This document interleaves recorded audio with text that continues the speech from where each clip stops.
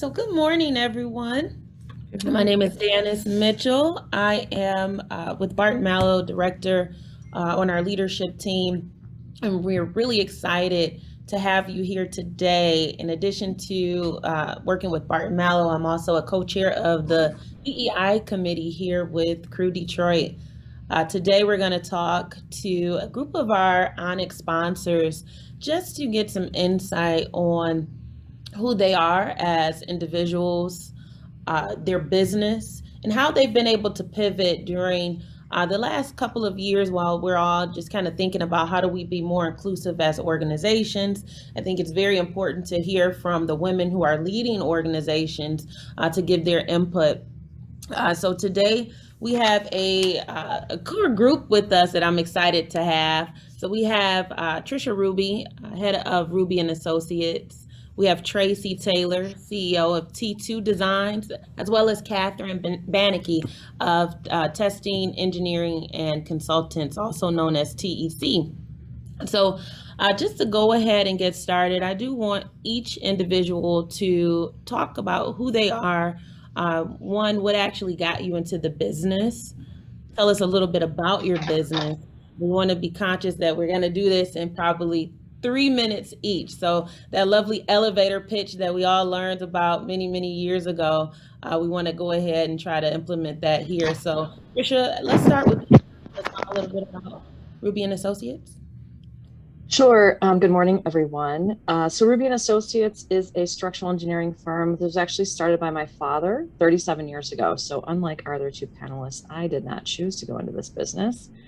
I got called into this business, literally called 20 years ago because my father's business was having issues, which ended up being a pretty massive embezzlement. So I had started my career in something else, in a different geography. I was an engineer, but in a different industry.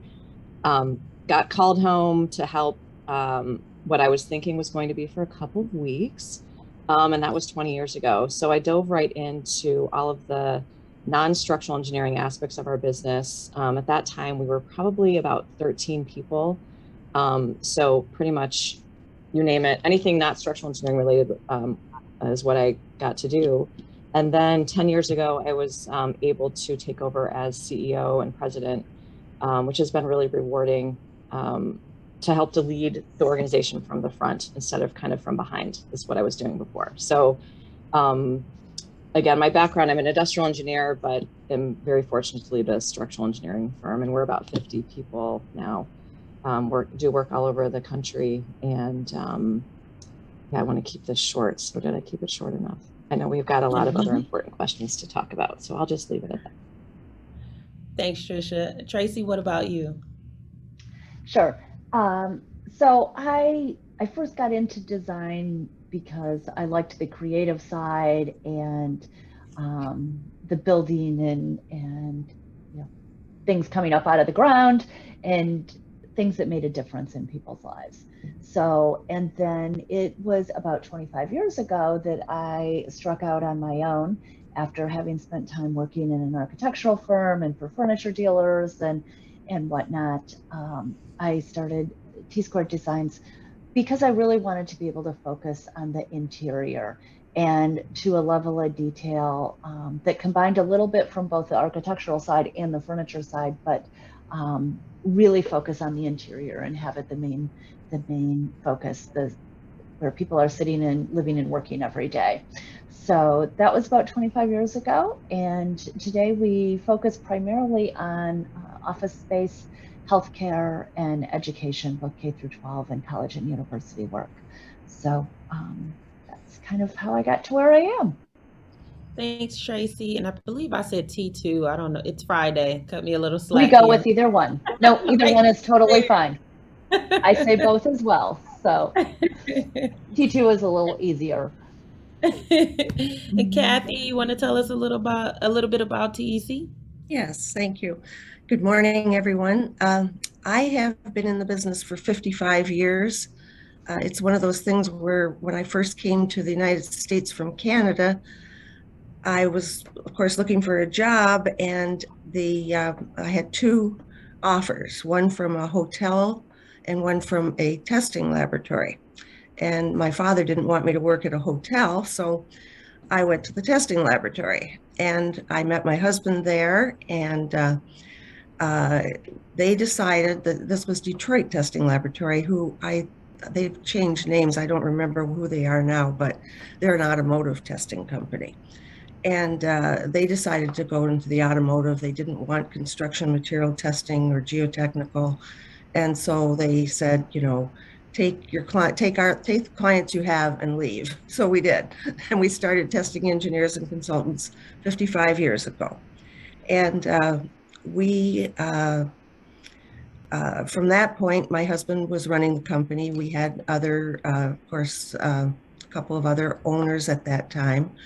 And then over the years, we grew and we moved and expanded. And then my husband became ill, and I took over the company in about 86, and 1986. And then he passed away. And so I've been running the company since 1986. And it's been rewarding. It's been challenging.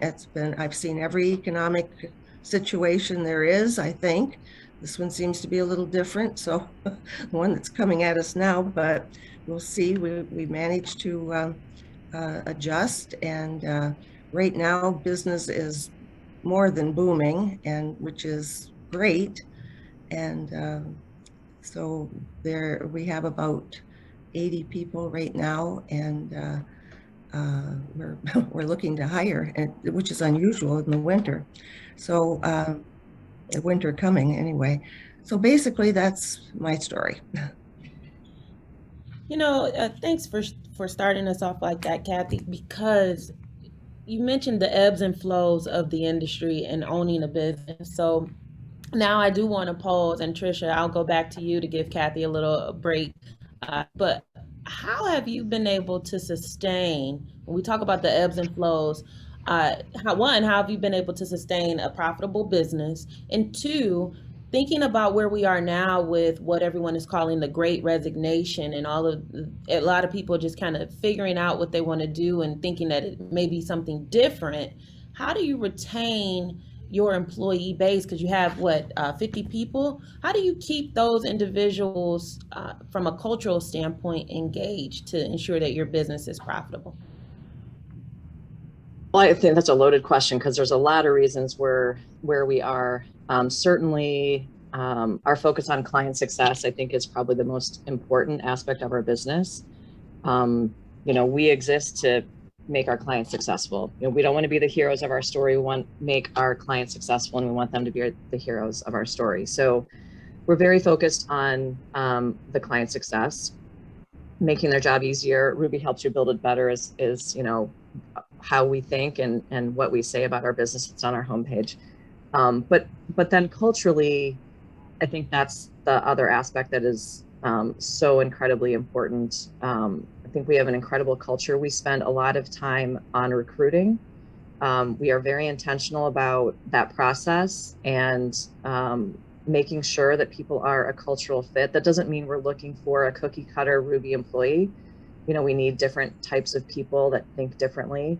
But there's an intentionality there. And then we just have a culture of teamwork. So I always say that Ruby is a team sport. So internally, we are a team. We support each other. Everybody has a role to play, and we have multiple levels of engagement.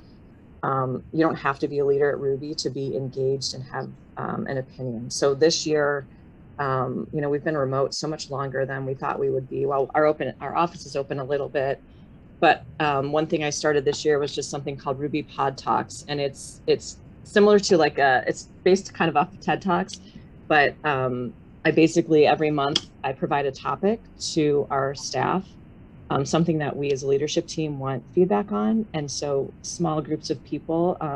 When we were we always called the way people sat together were the pods. So there was always a pod identity. So we kind of brought those pods back together virtually. So they would get together and talk about these topics and provide feedback to us as a leadership team. And the feedback's been amazing.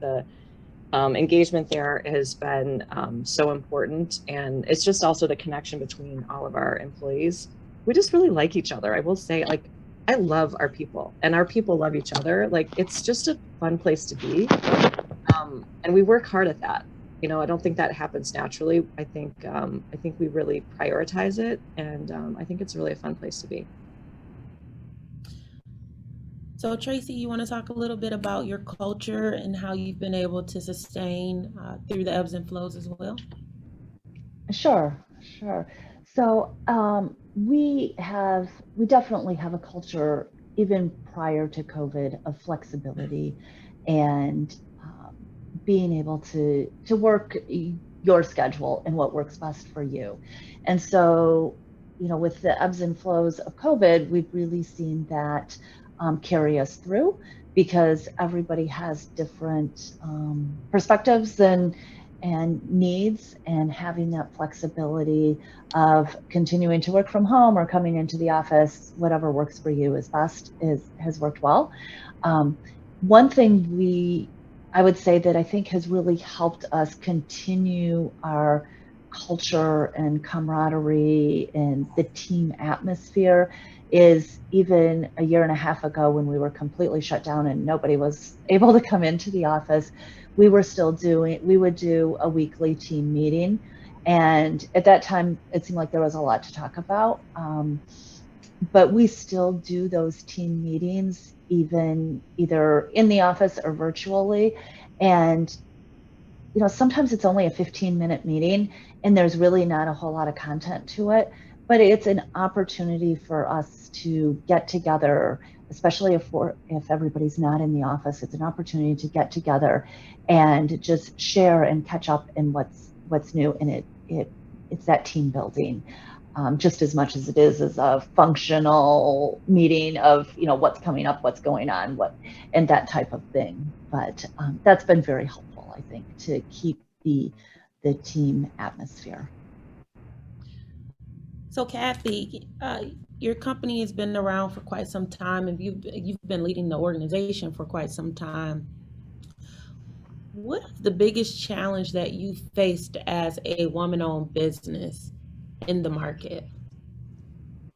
Well, I think probably being like you said, our company's been around for a while, so we did build a good reputation, and so that definitely carried us through. And I think that you know, as far as challenges, you know, there are the set asides for women business, but some or governmental organizations and large corporations or small corporations take that seriously. Others, it's just, you know, they have it and they'll use it if they want to, but they don't necessarily set aside for women business. So you really do have to have you know, you have to build your reputation and your and you know, and you really have to ask for the work and you know, and try to convince them that it's a great idea to use you. So, but that's probably the biggest challenge. But, you know, having a good team and having a good reputation and quality, you have to, and which is you know, quality service. And, you know, I try to ask the client, how are we doing? Because I'll ask our people, oh, we're doing great. And then I'll ask the client, how are we doing? Good. Well, that's fine. Is there any way we can improve? And to try to improve on our service too. That helped a lot to get over some of the, you know, showing that we can do a really good job. So basically that's it. And the team, having a good team to support you, and the clients are important, but the team members are equally important. And if you don't have a good team, you don't have anything really. So that's important to build on your team as well. So I'm just, you know, agreeing with Tricia and Tracy that that's so important. So Tricia, what about you? What do you think the biggest challenge has been for your business as a woman-owned entity?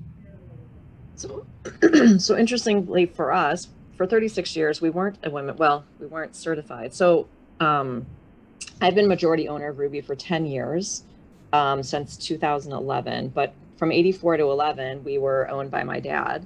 So we weren't a women-owned business. And then when I became majority owner, I didn't prioritize even getting certified. It wasn't until last October that we actually went through it.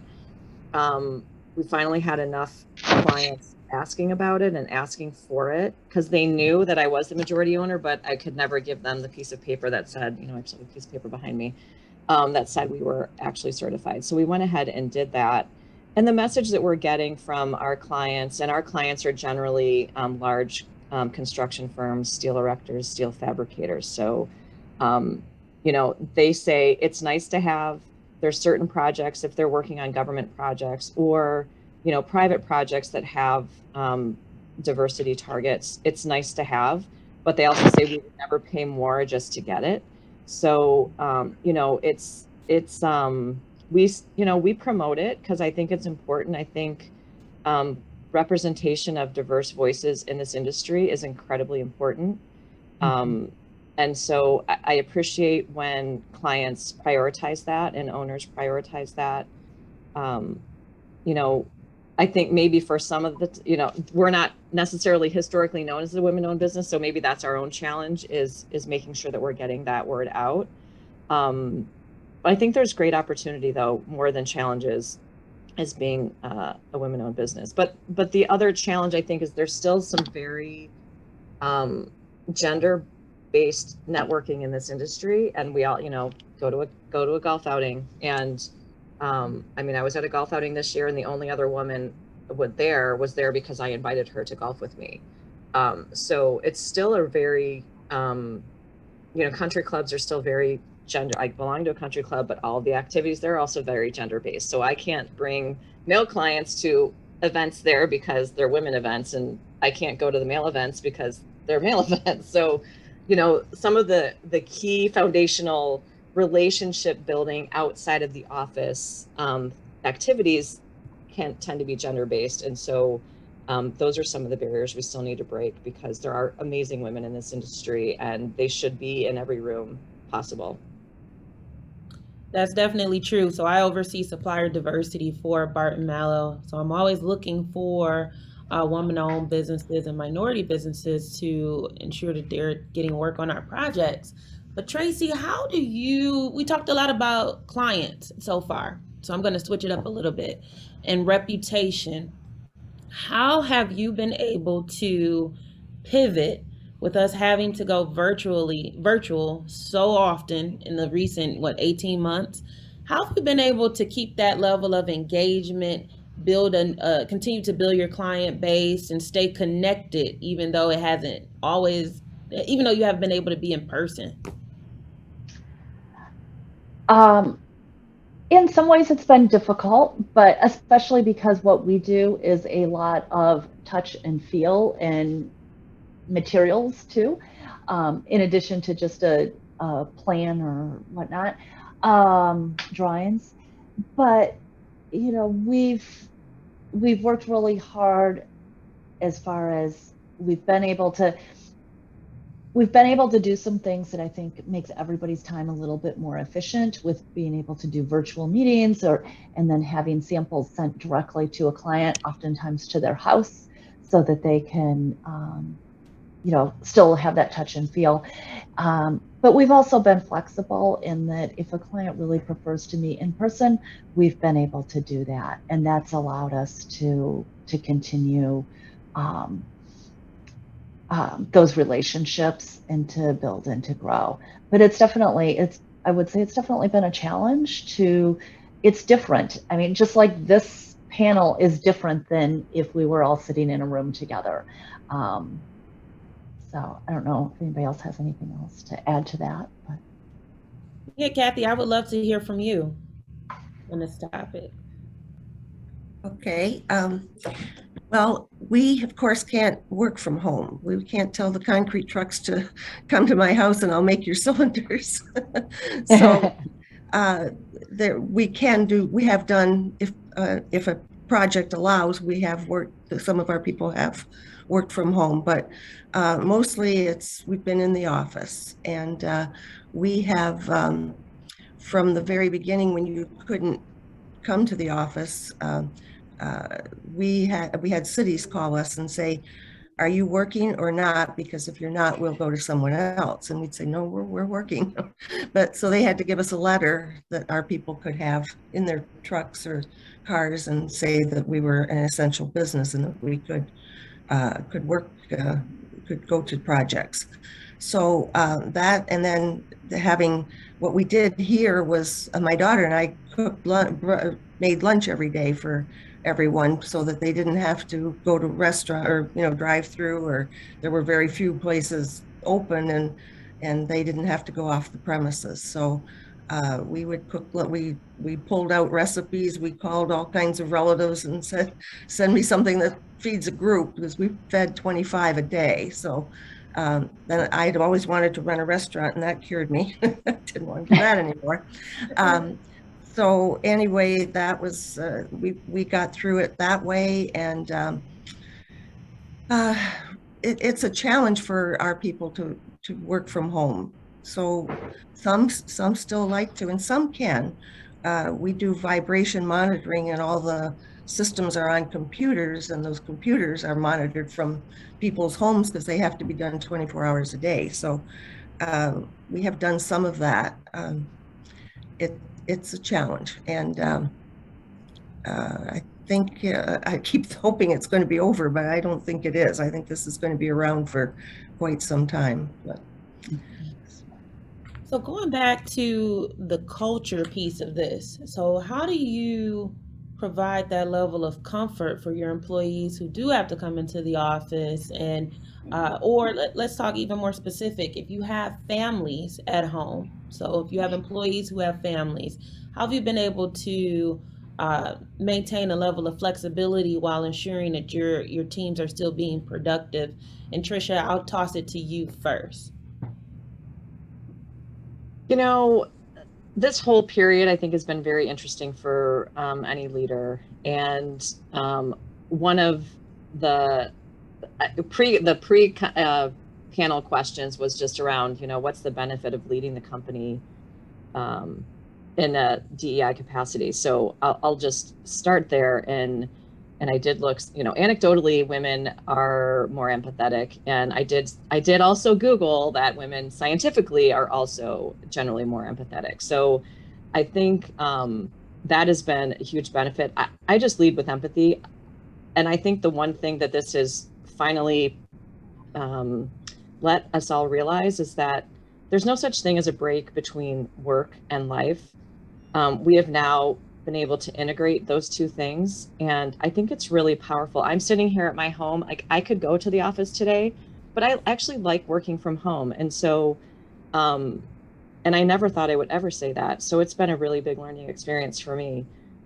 But I'm very empathetic to those that have small children at home. I was lucky to have teenagers. I didn't have to worry about them at all, but I knew that I had so many parents at home that were really struggling.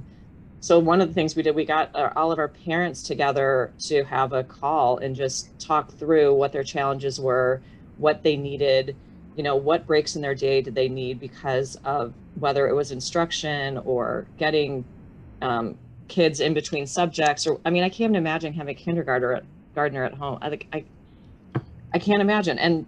And kids are the most important thing. I have 3 kids. Like, they're the most important thing. I clients, I love you, but if I have an employee that has a 2nd grader that needs help at home, that's going to take priority. Really. So I think just having the empathy that life is life, and we can't ignore that we are living beings and we have a life outside of work, and now we have work inside of our life.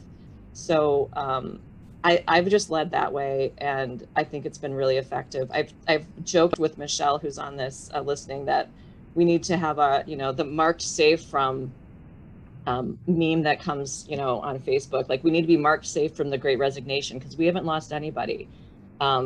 We have had ultimate flexibility. People can go to the office if they want. They can work from home if they want. And it's worked out really well so far. I don't know what we'll do in the future. I don't think we'll ever be back in the office 100%. I think that, and I don't have a business like Kathy, we don't have to be in. We can do engineering remotely. But team meetings can be good remotely. Sometimes they're better because sharing screens and data is so much easier when you're not sitting in a room without that access to data. So we found a way to have some of our meetings be way more effective than they were actually in person. So it's been a really good thing for us, and something I never expected, but I think it's been a huge opportunity for firms that have progressive thought process around the flexibility needed for people. I mean, it's life.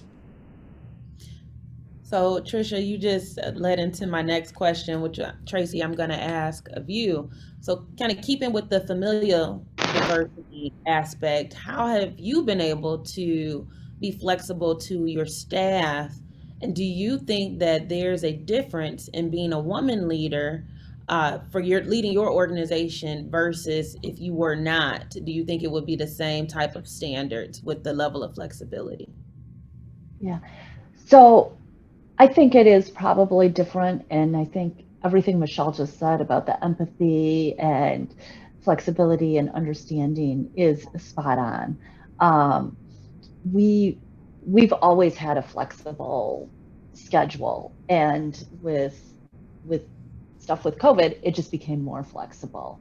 So, but I asked my team earlier this week because one of your questions that you had just reiterated was, how is this company different being led by a woman or DEI?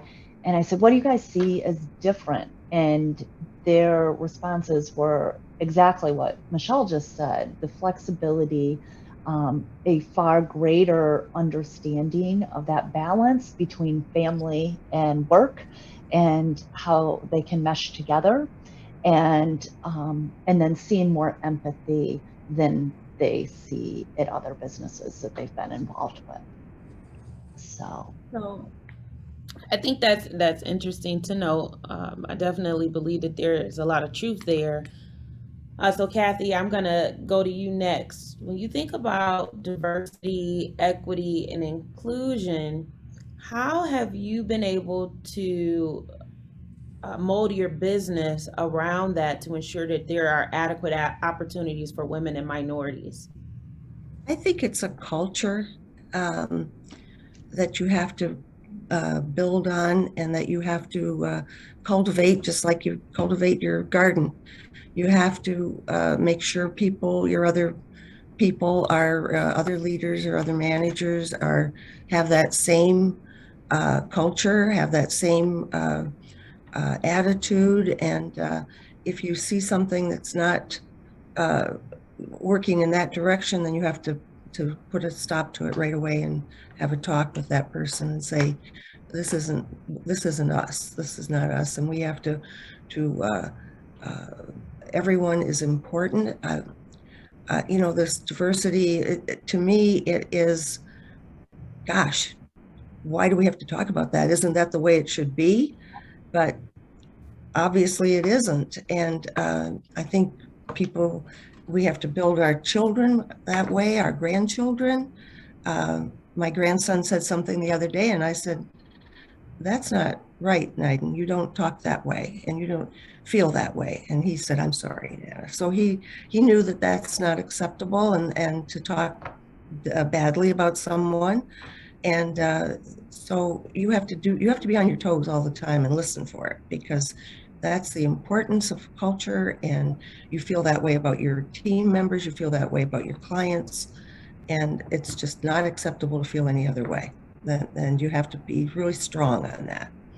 So I think that's our culture, and it's a challenge because it is a challenge, and I don't know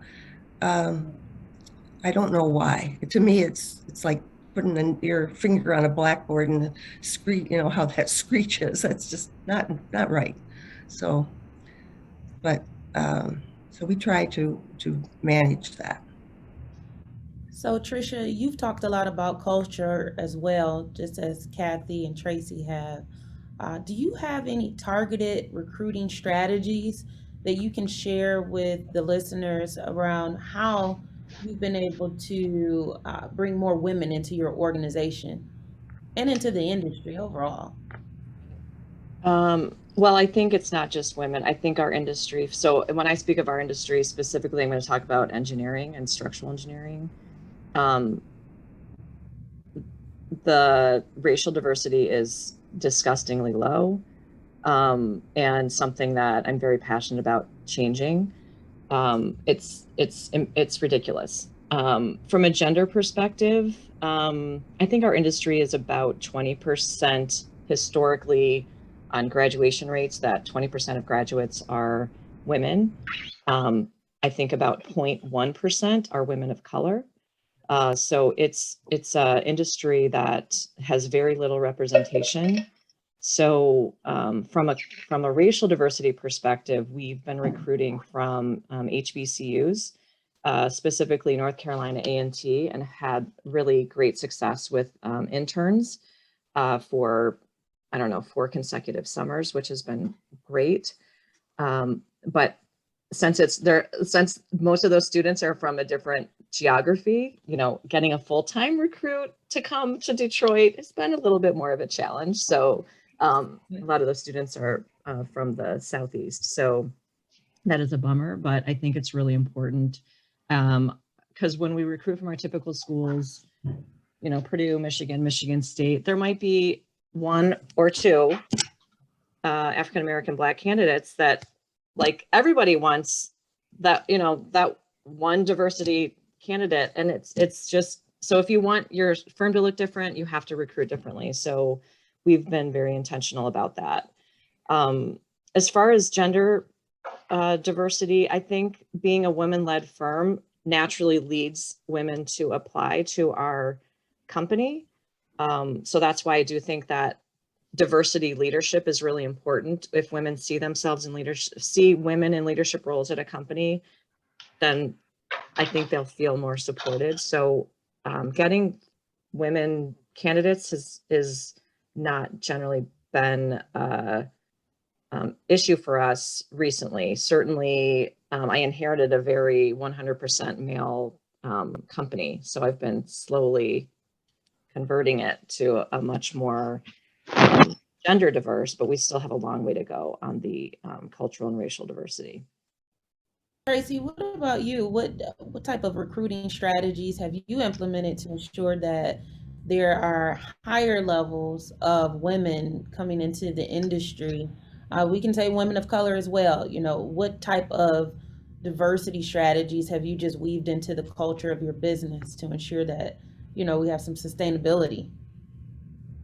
So, design is a little bit unique in that design is um, the opposite. It's far more women in the design industry than men. However, that's not the case on a project. So even though the bulk of our staff is women, it's not uncommon at all for me to sit in a meeting and I'm the only woman in there because the architect, the structural, the broker, everybody else is male. So we haven't had as much of an issue with recruiting and having diversity in who we recruit because of that. But so to that point, uh, so how have you trained your staff? Let me be more specific. How have you trained Sure. your staff on how to operate in those settings where they are the only women in the room? I think it's just a matter of mentoring and providing the tools to have the confidence to present and to have a voice in the room.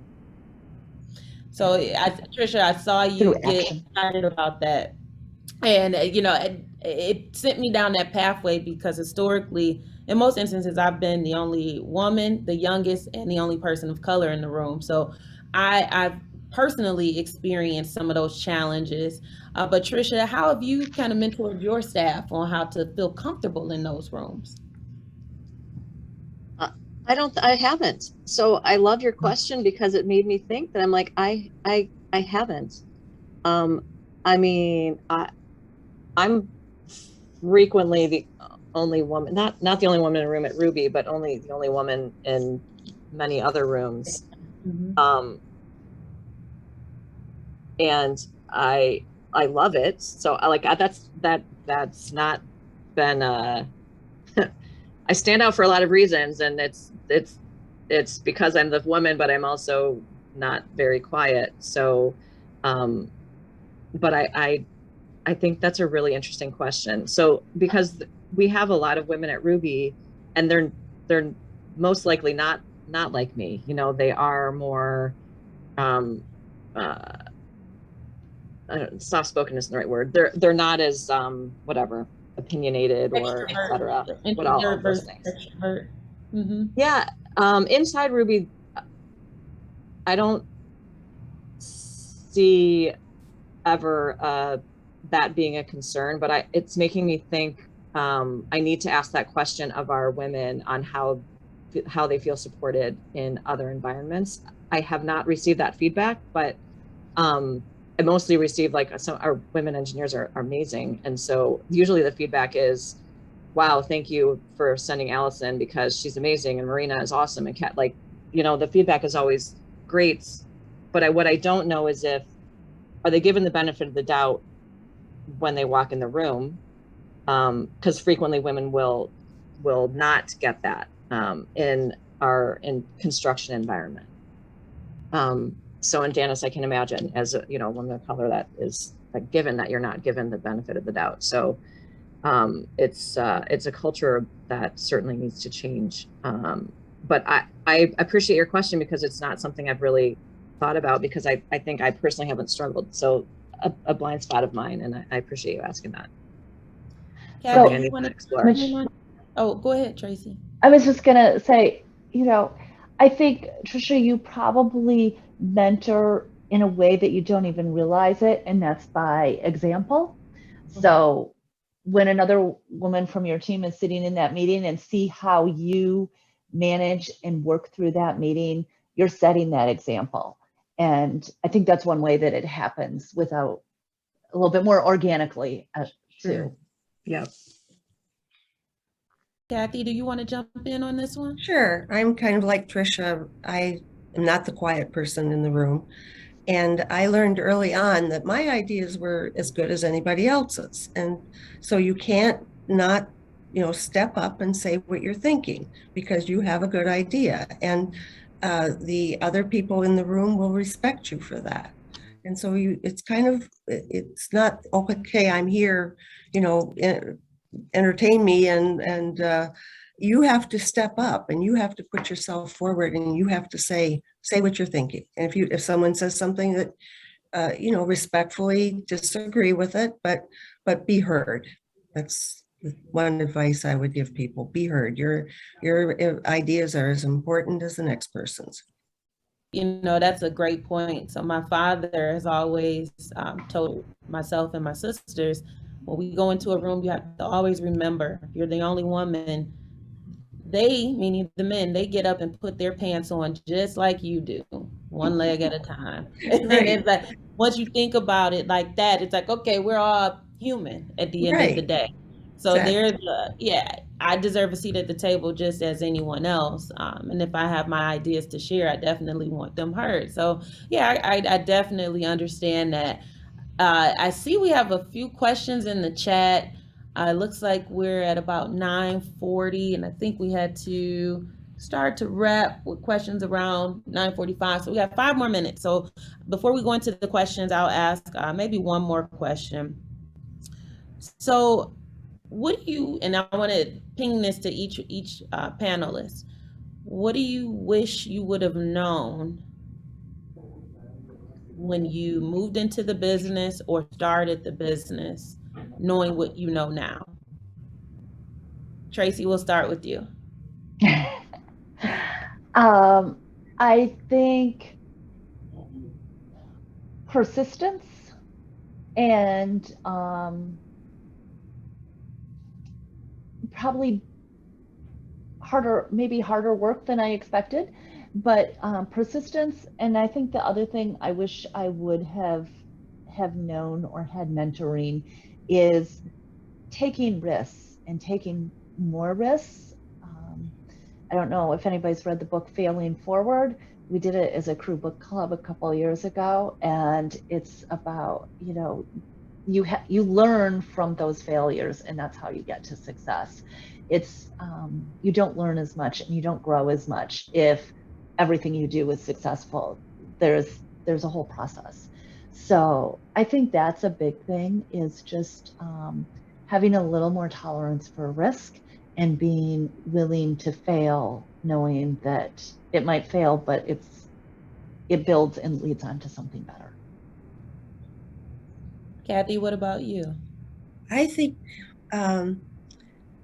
the idea that everything, whoever is in charge, and they say they give one of their employees, one of their team members, a task, and they fail at that task.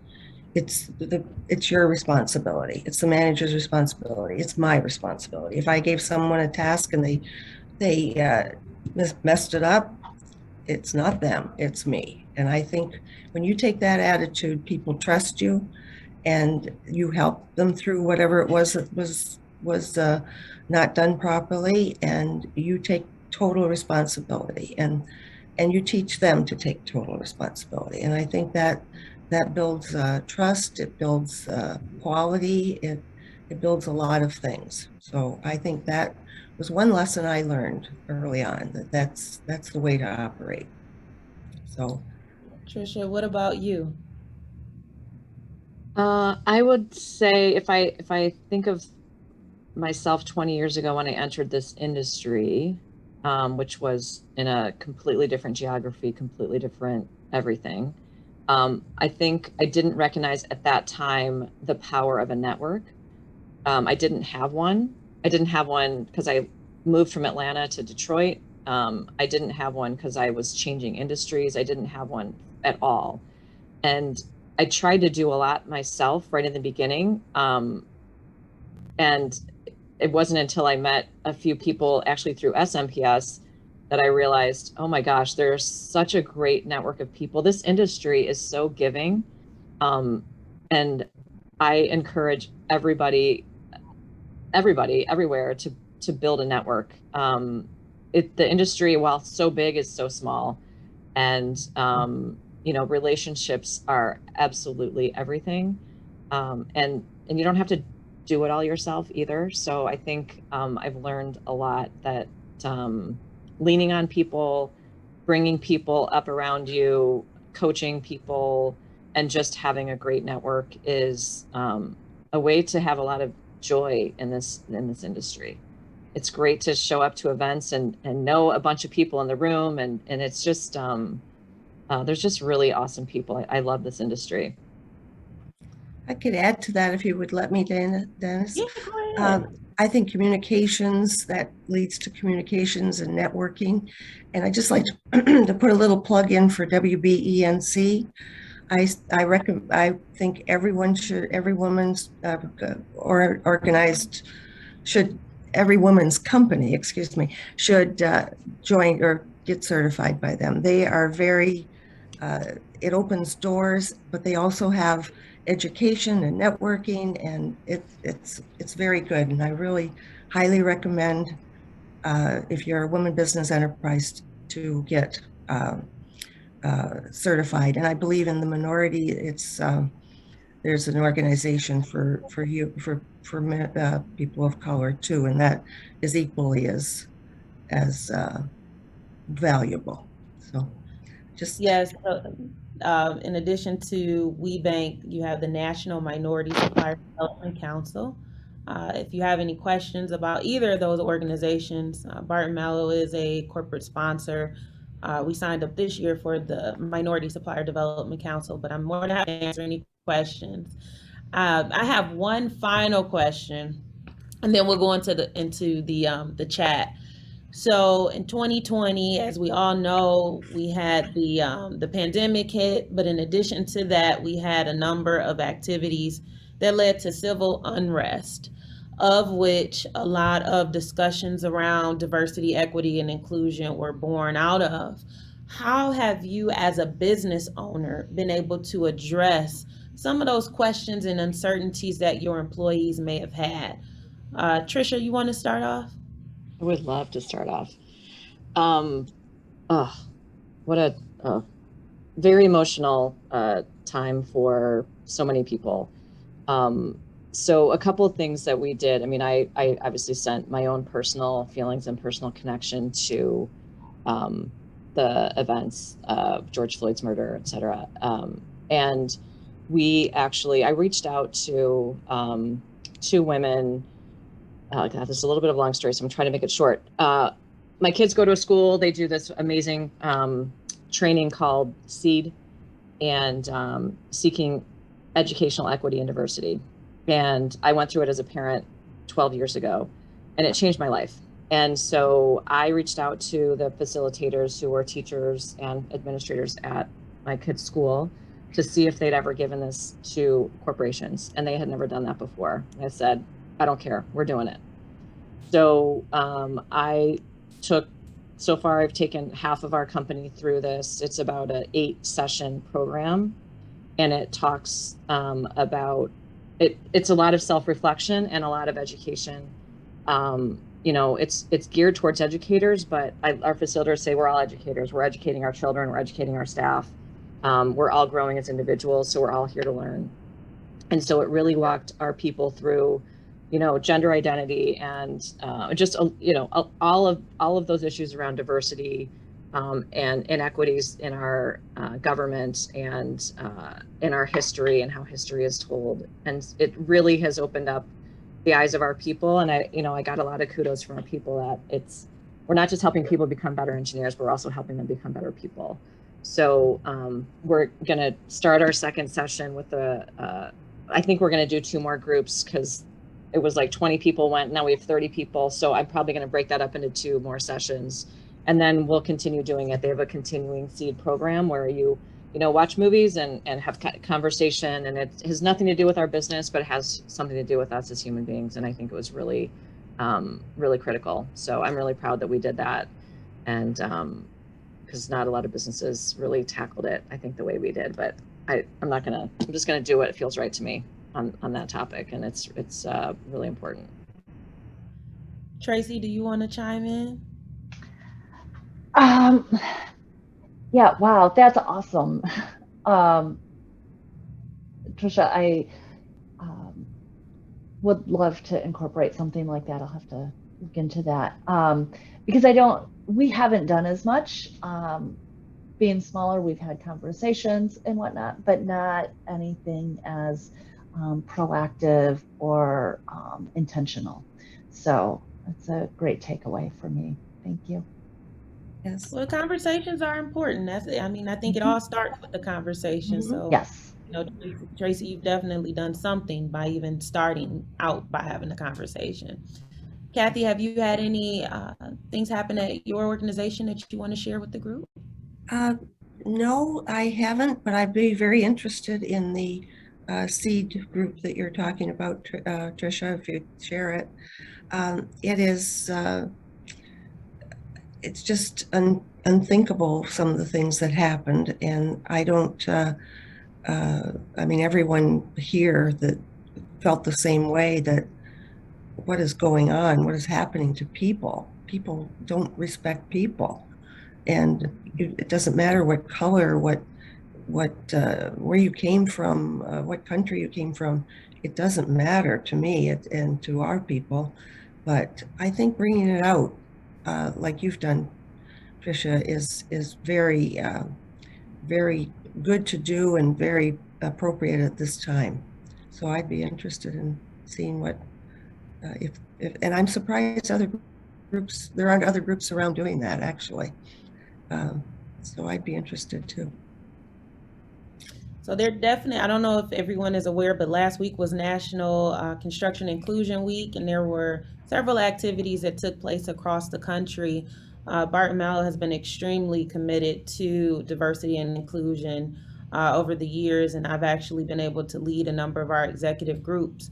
So I'm more than willing to share some of those resources, some of the things that we've been able to implement at a company that's so large and still have that inclusive culture. I'll make sure that we do that, and I'll get with our DEI committee to see if there are other opportunities for us to kind of deepen the access to our members on how to implement some of these conversations, some of the best practices, so that we can all grow as one. Because to me, we're one industry, so we have the same vision and share our resources. We can all be much better as humans.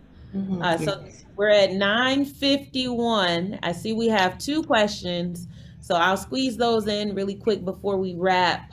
The first one is Trisha. Can you share a question? Can you share an example that leadership ask for feedback on? So what do you typically ask your team to give you feedback on? Yeah, so thanks, Kelly, and hello, Kelly. Nice to see you, or I guess see your name. I don't see your camera. So I actually pulled up. I started typing, and I'm like, oh, well, maybe we'll get to the questions, so I'll just talk about it. So for our pod talks, the first thing we talked about was, again, I talked about Team Ruby, and so we have the theme for this year, and it is Team Ruby, and it's around accountability and recognizing interdependence. And so we asked for, what are the blind spots? How does that show up at Ruby? And how can you be a more accountable and teammate, recognizing your interdependence of your job with other people? Sometimes people get like, I'm project manager and I don't care what's going on around me. So really wanted to shine a spotlight on that. Other topics we've asked about is, certainly return to office. What are people's roadblocks? What are people's thoughts and preferences? Just so that we knew this was pre-vaccine. So we were, are you concerned about masks? Are you concerned about vaccines? Are you concerned about children at home? What is it? We've asked about innovation. How are we innovating internally? What innovations outside of our four walls are inspiring you in our industry?